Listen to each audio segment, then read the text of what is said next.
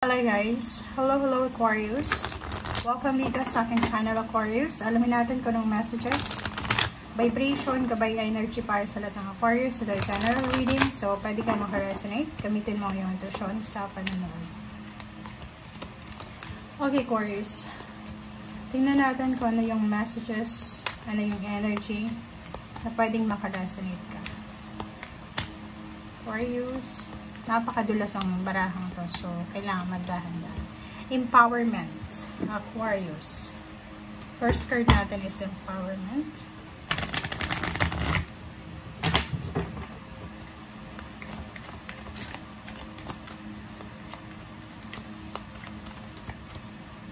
Okay. Next is the thinking woman. Okay, Aquarius. Ang first card mo dito is empowerment.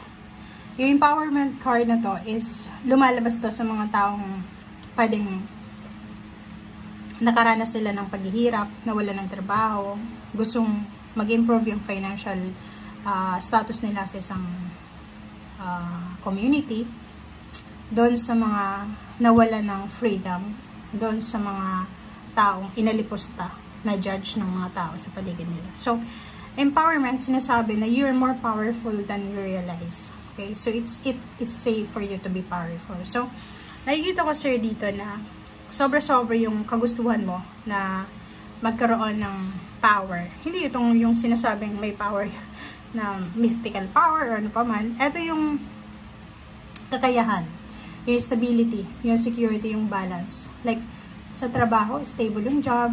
Sa relationship, stable yung relationship.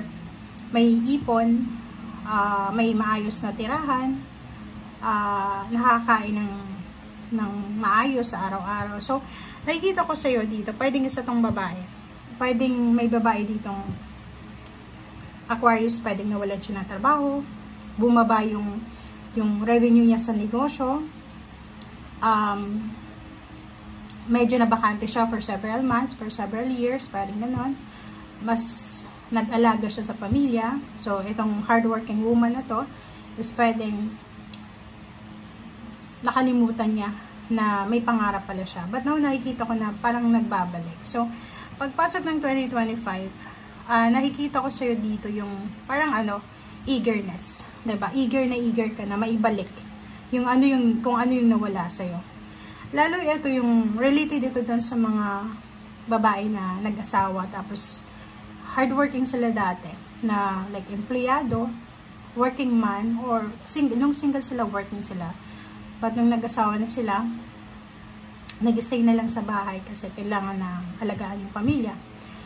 So, eto yung posibleng naramdaman nila pagpasok ng December 2024. Parang gusto nilang maibalik kung ano yung freedom, financially and emotionally na meron sila. Which is sinasabi sir dito, you're more powerful than you realize. Mas powerful ka sa kung ano yung pinaniniwalaan mo. Okay? Okay. Lalaki ka man o babae, pwedeng ganun. Hindi lang babae. Okay.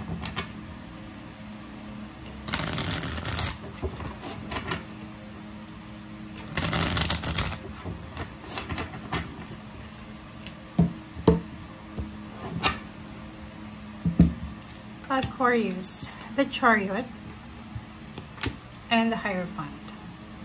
Nakikita ko dito yung long distance travel, long distance offer, pero hindi siya yung long distance lang na long distance. Talagang, siya, pwedeng pangingibang bansa. Nakikita ko tong reading na to sa mga Aquarius, maybe 2 years ago. Maybe 2022, 23, parang ganun. 24, 3 years, 3 to 4 years. Nakikita ko sa inyo dito na, gustong-gusto talaga niyong makatapak sa ibang bansa. Gusto niyo makaalis ng Pilipinas. Or kung nasa ibang bansa na kayo, gusto niyo lumipat sa mas improved na bansa or country. And nakikita ko sir dito, pwedeng naghahanap ka ng mga taong pwedeng makatulong sa'yo para dito sa plano mong pagta-travel, pagiging OFW or pagmamigrate sa ibang bansa. Diba? So, kung makikita mo dito, itong hangman is nasa reverse position. So, sabi ko nga sa'yo, maybe 2 or 3 years ago mo na itong plano. And then ngayon, nakapag-desisyon ka na gagawin mo siya. 9 of Wands, nakikita ko yung sobrang pagod ka na sa financial and emotional situation mo sa ngayon. Yung paycheck to paycheck siguro, or yung iba may negosyo, pero hindi masyadong malaki yung income nila. And nakikita ko sure dito na matagal ka nang naghihintay, diba? Oh, kasasabi ko lang sa'yo, 3 to 4 years. Excuse me. Okay, so 2, 3, or 4 years ka nang naghihintay. And ngayon, decided ka na, nakapag-desisyon ka na talagang gagawin mo siya. Strength card, sinasabi sa'yo dito na huwag kang mag-alala. Okay? Be strong, be courageous, be brave.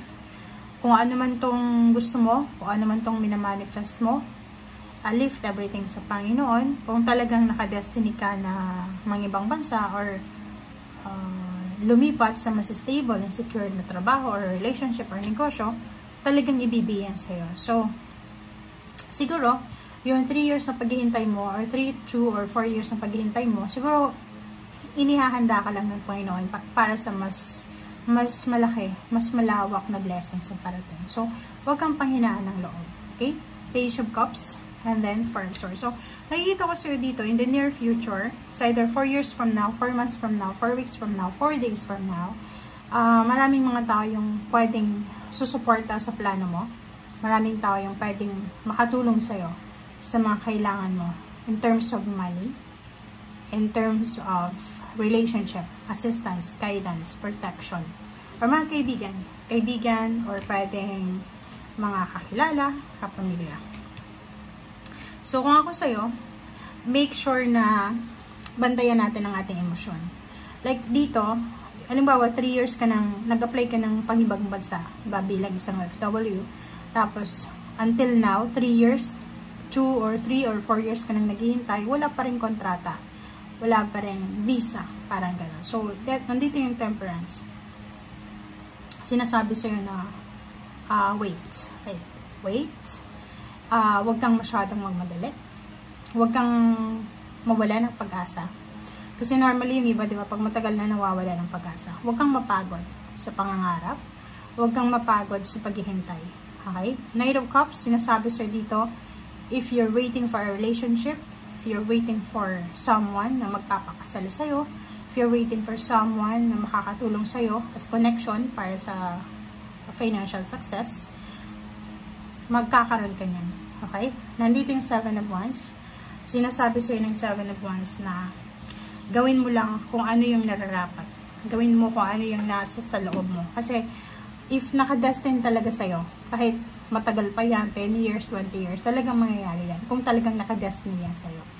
And yun, wag mong ibaba. Wag mong, kumbaga, alisin ang pangarap ito. Itong pangarap na meron ka sa ngayon. Kasi, yung pangarap natin, siya yung parang everyday na nagiging rason para magising tayo. Pag nagising natin, yung energy natin biglang lalakas pag naisip natin, hindi ko pala nakukuha yung pangarap. Kailangan kong magsipag. Okay? So, yan ang sinasabi ng Barata. Thank you for watching, guys. Bye!